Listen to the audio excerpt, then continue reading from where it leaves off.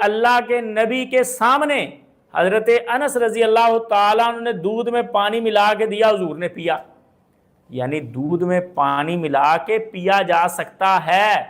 لیکن سامنے دھوکہ نہ ہو، جیسے ہمارے یہاں کیا جاتا ہے کہ دودھ کے اندر پانی کی ملاوٹ، اگر بتا کے آپ ملاوٹ کرتے ہیں اور بتا دیتے ہیں کہ اس کے اندر پانی مکس ہے، پھر اس میں کوئی حرج نہیں ہے، کوئی گناہ والی بات نہیں ہے، کوئی نقصان دہ چیز مکس نہیں کر دی۔ پانی اگر مکس ہو گیا ہے، بتا دیا آپ نے کہ اس کو برف لگی ہوئی ہے، بسا اوقات دودھ خراب ہونے سے بچانے کے لیے اس میں برف ڈالی جاتی ہے دودھ کا کام کرنے والے لوگوں کی طرف سے، لیکن دھوکہ نہ ہو کہ خالص دودھ ہے جی، اس میں پانی نہیں ہے، ملاوٹ نہیں ہے۔ پھر اگر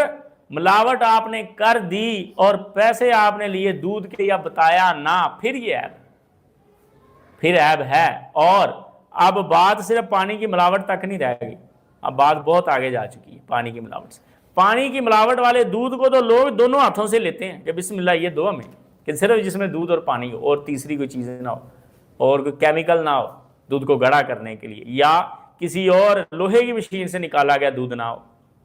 ابھی پکڑی جا رہی بہت بڑی مشینیں، میں نے ایک دن خبر پڑھی، وہ کہہ رہے ہیں جی 500 لیٹر دودھ دینے والی بھینس برآمد۔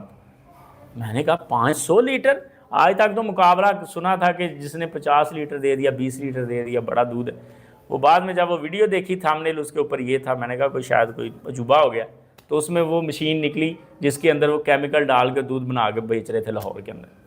وہ فوڈ اتھارٹی والوں نے چھاپا مار کے پکڑ لیا اس کو۔ تو اللہ کے بندو، ایسی ملاوٹ یہ تو قطعاً حرام ہے جو کسی کے لیے نقصان دہ ہو، لیکن دودھ کے اندر پانی کی ملاوٹ بھی بتائے بغیر کرنا، بتا کے اگر آپ پلاتے ہیں سامنے کسی کے دودھ اور پانی ڈال کے، یا آپ خود اپنے لیے تیار کرتے ہیں، یا گھر میں والدین بچوں کے لیے دودھ میں پانی مکس کر لیتے ہیں اس کو زیادہ کرنے کے لیے، تو اس کی اجازت ہے۔